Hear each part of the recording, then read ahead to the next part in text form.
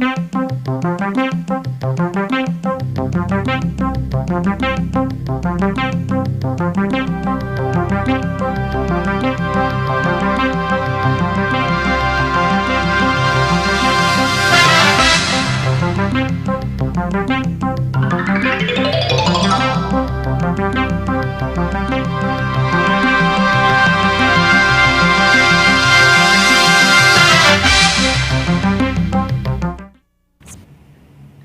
there, welcome to Speaking of Business. I'm your host, Nancy Boyle, and today we're going international. We're going to be talking about exporting goods and services internationally.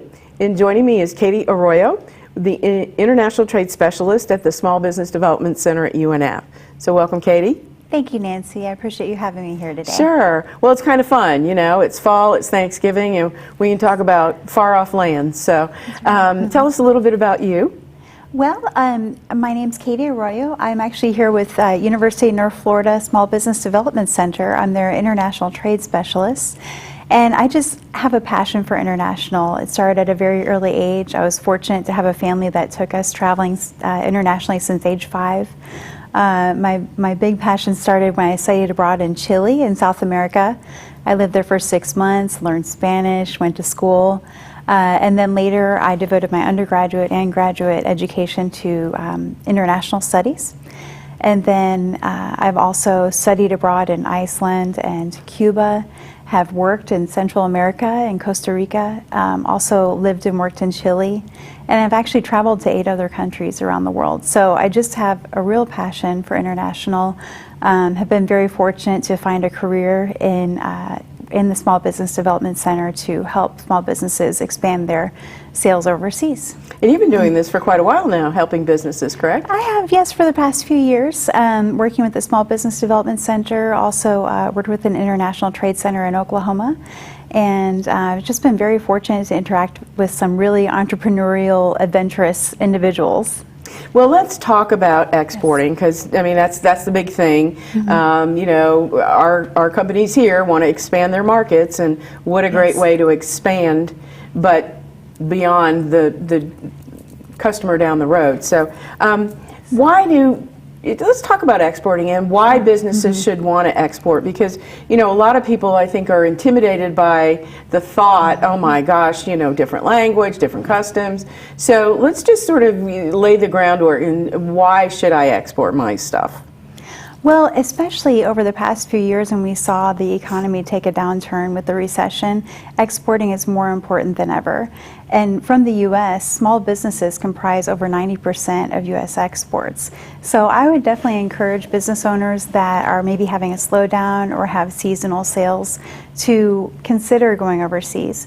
And don't let the fear of a different language or a different culture stop you from going overseas. Florida alone, I should actually backtrack to Jacksonville, had $2.6 billion in exports in 2012, wow, which is huge, and that was over a 30% increase since 2008. And we're very fortunate in Florida also because we have the tourism industry, which you wouldn't think this at first, but even tourists from other countries coming to Florida to take advantage of our wonderful parks and sites to see, that's also considered an export. Okay. Yes. I wouldn't have thought of it that way. Mm-hmm. That's interesting. Okay. It's fascinating.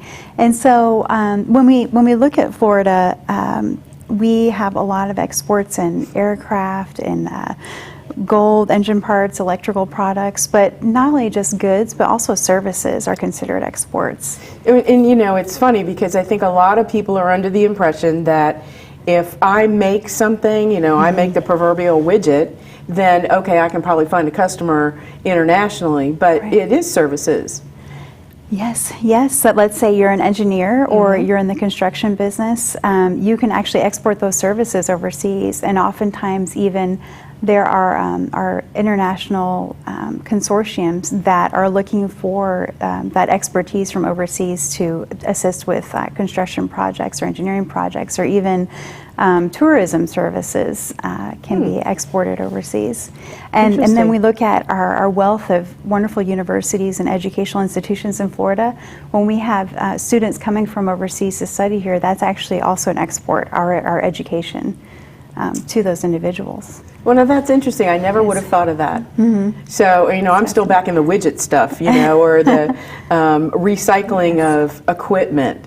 I'm selling new equipment to you, but I'm going to take in your old equipment on trade, refurbish it, and maybe sell it to Venezuela or Brazil or wherever. So Definitely. I think that's very interesting, that whole life cycle, if you will, of that particular piece of equipment or product or whatever. Most certainly. And Florida is just so rich in resources and places to develop these industries for export. And we're so fortunate to be right, by the Atlantic Ocean and the Caribbean, and many of our residents have connections overseas. And frequently what we find is someone comes in and says, listen, I have a cousin or a friend that lives in Haiti or Dominican Republic, and I know that I can either import, let's say, cacao, and I can also export my sunblock. That's often how the connection starts. And we like to say these are accidental exporters, because they already have that connection, and then sometimes they'll do a one-off order to a country and realize that it's a whole other world that they're getting into when it comes to exporting. And that's where really the SBDC comes into play, because we arm our clients with the information and the resources they need to be successful in their exporting venture. Now, I want to go back to something you said earlier about not to be afraid of language and stuff. Let's say I'm sitting in the audience and I have some kind of product, or service. I've got something that I think is exportable. Okay, so, but I'm nervous because I don't speak Spanish or Portuguese or Pig Latin or whatever it is. How can you, as the international trade specialist, help me to get to the point, and what do you do to help me to get to the point from, okay, that's a great idea, to actually getting paid on the stuff that I've sent to some other country? Well, I can't stress enough the importance of building a team, and that's what I recommend to my clients is to build up a team not only within their company, but also of their resource partners and the professionals that are helping them. And so I also believe that translates to what I provide to my clients. I have a team not only of my network within the SBDC, but also with a commercial service. I work closely with Jorge Arce, also with Enterprise Florida. I work with Larry Bernaski, and then I have contacts at Jacksport, which is the huge funnel for international trade through Jacksonville. So what I would recommend to a client is, with working with me, I can help them with market research. I can help develop an export marketing plan for qualified clients, and I can also determine, are there certain regulations that they need to be aware of, especially with, say, agricultural or chemical products. They may need to have a special permit or license to export those. Additionally, I have friends or colleagues within the banking industry, the legal industry, to help them with developing those contracts and helping them get paid, because it isn't a sale until you get paid. Sure, right? Absolutely. So we're so fortunate to be in Florida, because not only at the SBDC and the commercial service and Enterprise Florida level, but also at the state level, there's support for international. Actually, the Florida State Legislature allocated funds to support the Small Business Development Center Network to train its consultants across the state to be prepared to handle basic international questions, and to also hire more international trade specialists. Additionally, at the national level, President Obama initiated the National Export Initiative in 2010, where we went to double exports by the year 2014, and we're well on our way to even exceed that goal. I was going to say, 2014 is like tomorrow, practically. Tomorrow, yes. And so as a result, since 2010, we've seen a huge jump in exports, and also the capacity to assist small businesses with that effort. I mean, there's training available. There are so many resources, and the agencies at the federal, national, and local level are just eager to assist businesses. Well, let's sort of divert the conversation here, and let's talk about the International Trade Certificate Program, because I think, again, that sort of works with this idea of, I don't really feel comfortable with doing this. I really want to do this, but I want to do it cautiously. I want to make sure that, I'm not losing my stuff, that I get paid, that kind of stuff. So let's talk about the certificate program for a little bit. Great. I'm so glad you brought that up, because our SBDC at UNF is so proud of this program. It's a comprehensive international trade certificate program that goes over 6 weeks. It's a 24-hour program. We meet on Friday mornings. And it's not just me. We bring in the experts. We bring in the real world businesses that are doing international trade. So every week we're going to cover a different aspect of international trade, anywhere from payment methods to marketing to legal considerations, contracts, to international financing, to exploring new markets with the Commercial Service and Enterprise Florida.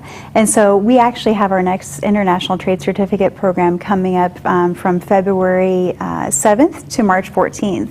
And actually, I like to say the cherry on top of the cake is that we take a tour of JAXPORT in our last session. And thankfully, we have some, like I said, strong partnerships with JAXPORT, Commercial Service, and Enterprise Florida, and they actually collaborate with us to sponsor this program.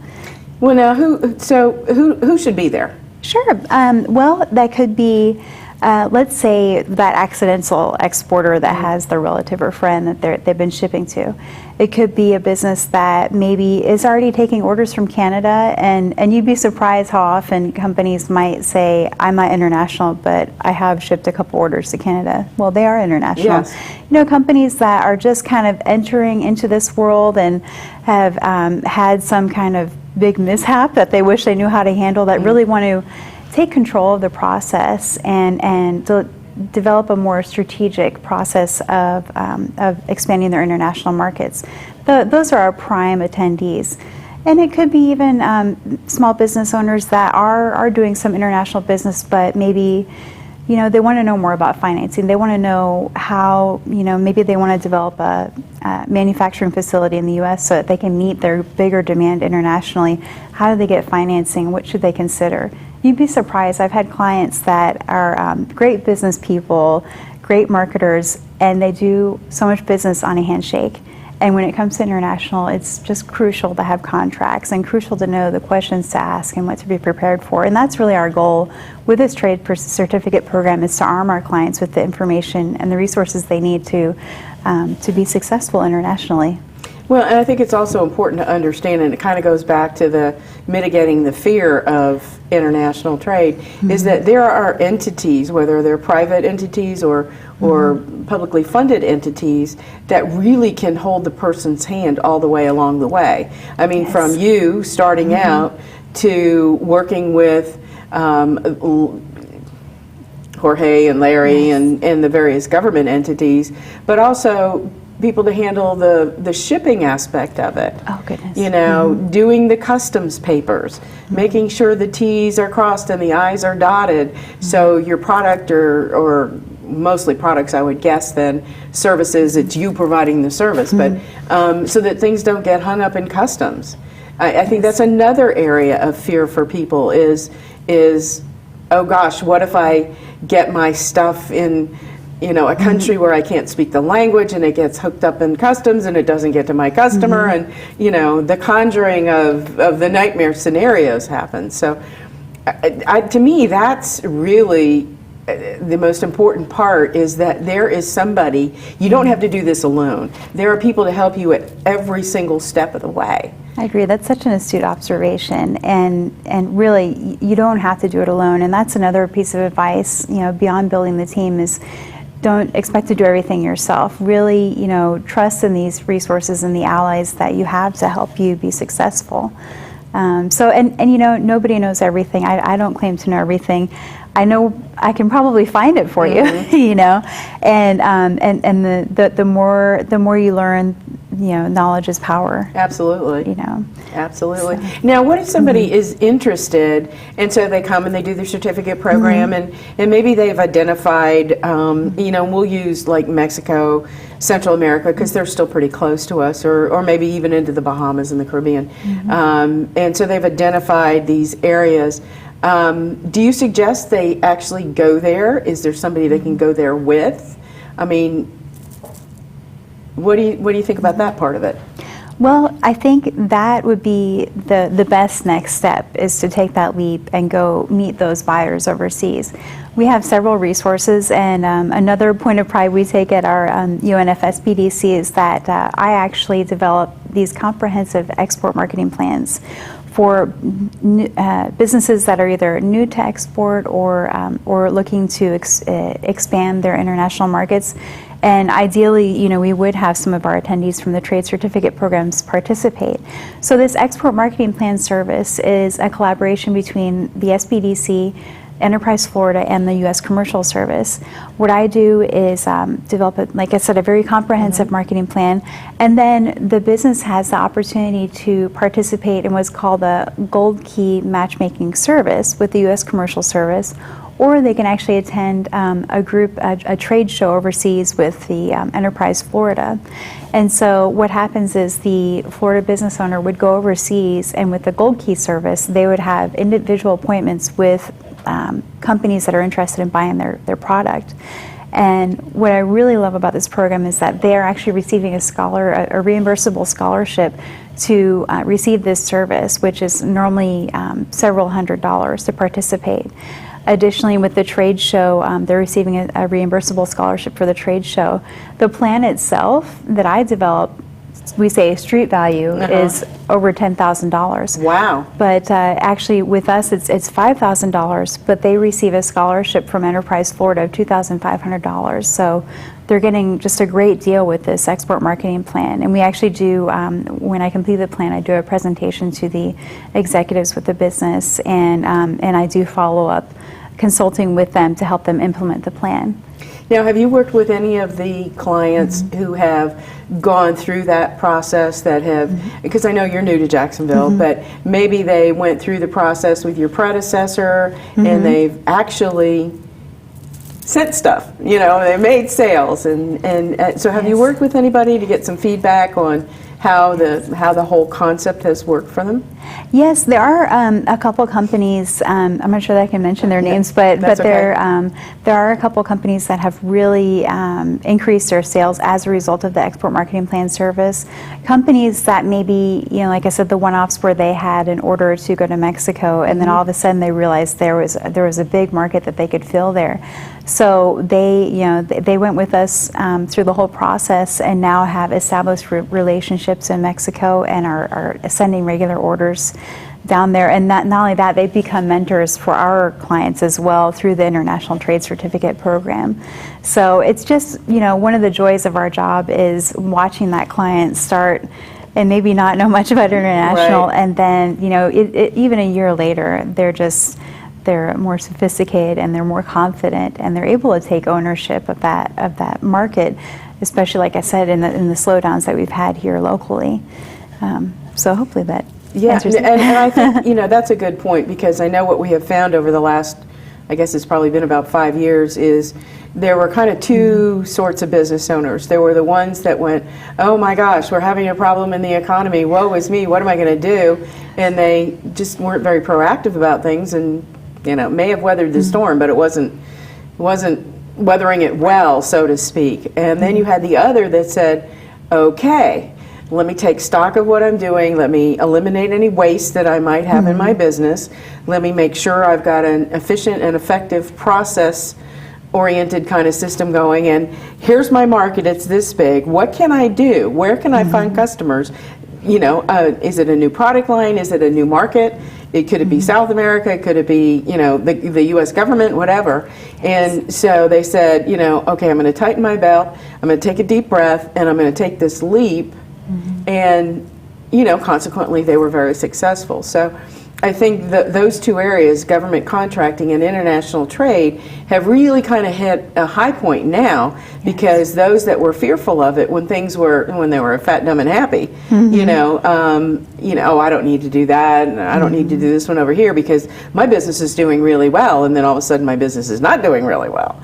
And so it kind of forced them into taking that leap of faith. And you talk to people and they're going, oh, I am so glad I did that. Now all my eggs, I don't have one basket of eggs, I have multiple baskets of eggs. And if this basket is a little bit slow for whatever reason, I'm okay over here and I'm doing well over there. And so I think it's been a huge mind shift, if you will, on the part of a lot of businesses. People who didn't think they had anything to export suddenly discovered they did. Yes. Oh, I completely agree, and it just makes sense because I'm going to throw some numbers out here. When we think about the United States, yes, we're very strong. We are consumers, but we're only 4% of the world's population. 96% of the world's population is elsewhere, and over 3/4 of the world's purchasing power is in other countries. So it just makes sense. And then you have what they call emerging economies and growing middle class overseas in Latin America and Asia, and even to some extent in Africa, where there's just more money flowing and more of a consumer culture rising that they want those goods from the U.S. And another thing that we're so fortunate to be here in the U.S. is that Made in the USA still carries high value, and that in large part is because we demand that high quality. So really, it's a win-win if you can just, like you said, take that leap of faith, take that risk, and move forward with it. So let me ask you this. Maybe there's somebody out in the audience who's been thinking about starting a business, and they're thinking, wow, I can start my business and export stuff. What's your thought on that? Is it better to get a solid business built here in the U.S. before you start thinking of exporting, or do you think somebody could just start up as an exporter? Some businesses are what we call born exporters. Some businesses maybe have a product that has reached what they call the end of its product life cycle, but it has a whole new life overseas where they're still maybe using an older technology. So you don't necessarily have to be successful in the U.S. It does help, especially having that business experience. What I would always say, regardless of domestic or international, is to start with a plan. Not everybody gets into business with a plan, but they say, if you fail to plan, you plan to fail, right? So one really great resource actually is the Small Business Administration's Export Business Planner, which is actually on its website, export.gov. Okay. And this thing is just fantastic. But that's something that I would work with a client because it's quite a lengthy document, but it's an interactive document that you can work on at your own pace. And so I would say that's kind of ground zero where I would start, is develop that plan. And also have a market. You might have a good idea. You might have a relative that wants, cell phones from the U.S., but do you have the customers? So, really know your market and know what you can sell. And then also, do you have the capacity? Let's say you have a product that is in demand overseas, and then you get a huge order, 5 container loads. Are you able to meet that order? So really, these are all these factors you have to consider. And then consider the cultural differences. Consider the maybe different practices of businesses overseas. Some countries, they'll pay you in advance. That's just the way that they work. Other countries, they might have the money, but they won't pay you for 90 days. So what are you going to do in the meantime? How are you going to pay your suppliers? And that's where we might get into some what we call export financing through SBA or through Florida Export Finance Corporation. A lot to think about. And Yes. you talk containers, and sometimes people are thinking, oh, this little small container. Well, these containers, as we saw at Jacksport, are like 45 feet long. Yes. And probably Yes. 20 feet high. I don't know how high they were, but they're pretty huge things. You think of a semi-truck, basically. Yes. The box on the semi-truck, either 20-foot or 40-foot containers. They're significant. They're huge. Well, and unless you're the manufacturer and you have some control over the capacity of production, if you're just a distributor, you better make sure your supplier has the capacity to Yes. produce the volume that you're looking for, right? I completely agree. Yes, definitely. And also, just like you said, don't put all your eggs in one basket. Have an alternative. I've had clients where they had a successful domestic business and they started, selling overseas, and their domestic producer just couldn't keep up with that capacity, or maybe the domestic producer didn't have the international mindset. Maybe you have to do different labeling or use different agreements because of the exported or the importing country's requirements. So it's always good to have an alternative, to find your source that may have a different capacity to go overseas. You know, we've been talking about exporting things from here and what you do from here, but on the flip side of that, is the buyer at the other end, what kind of due diligence are they doing in order to decide whether or not they want to buy your stuff? Well, the world we live in today is one of access to information. So to some extent, they could find out just about anything they want online, you know, about your company and potentially other suppliers or distributors. So that's part of the reason why it's really good to have the right information out there and have a good marketing strategy, because you want to sell your company as the best source of that product that they're looking for. And then additionally, you know, the buyer may or may not be aware of the compliance issues that you have to adhere to, because, you know, post 9/11 there are additional requirements that exporters need to meet to ensure security across the entire chain. You want to know that that buyer in that country is either the end user, or if there is someone else that's using it or buying it from them, that you're allowed to sell it to them. So that's another area that we can help businesses with. Before we run out of time, Sure. Katie, I want you to give out your phone number, because I'm sure people out there have questions and they can call you. So what's the number to call? Yes, ma'am. That's going to be 904-620-5304. And of course, you can always look online for more information. That's sbdc.unf.edu. Okay, and plug in international trade. Yes, ma'am. Okay, and so if somebody wants to register for the certificate program, they can go to the website Yes. and register as well. Okay, I wanted to make Yes. sure we got out of that before we ran out of time. Thanks, Nancy. Now, I kind of want to go back to, because what you were saying is buyers are going to do their due diligence.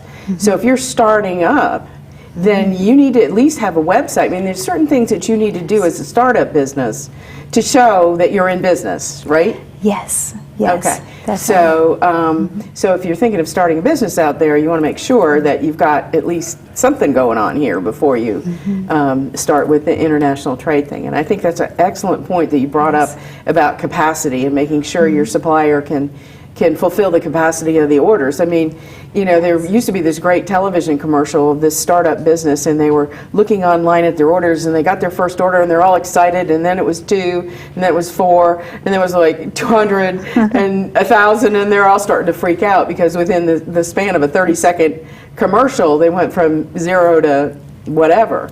So, certainly. I mean, you know, that's going to kill a business just as fast as anything else. Yes, it's true, and that's why it's so important to have the right team in place and to be, you know, try to be strategic. You know, set the expectation to your buyers and your suppliers, and really have that plan. I can't stress enough how important it is to have a plan. Now, from here in Jacksonville, or even from Florida, what countries tend to be our bigger trading partners? Who are we doing business with a lot? Sure. We do a significant amount of trade with Switzerland, some with Mexico, Chile. I kind of brought my little cheat sheet here: Venezuela, Brazil, Canada. So we're at a great location in Florida in that we're by maritime transit. Also, we can do air shipping, and we have, as far as if we're looking at imports, transportation throughout the country through rail and truck lines as well. So we're just at a critical access point in the world. Now, do you have any tips for anybody who's thinking about this? Well, I would say one tip is to come to our Intro to Export class, or our International Trade Basics class we have coming up on January 30th. It's a 2-hour session on a Thursday morning. We'd love to have you here, and if you find after that session that you want to get into more in-depth training, come to our International Trade Certificate program.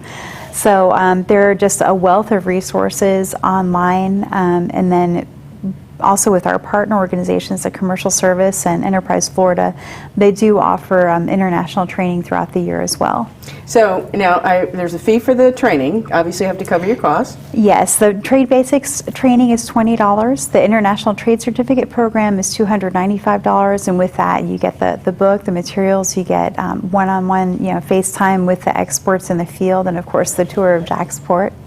So, Well, Katie, unfortunately, we're out of Yes. time, but thank you very much for being here. You in the pleasure. audience, thank you for joining us today. And if you are thinking about this whole concept of international trade, the best place to start is with the Small Business Development Center at UNF. All kinds of resources you'll get filtered through from there. So you can visit the website at www.sbdc.unf.edu. So again, Katie, thank you for joining us It's a today. pleasure. And you in the audience, thank you for joining us, and we'll see you next time when we're speaking of business. Bye now.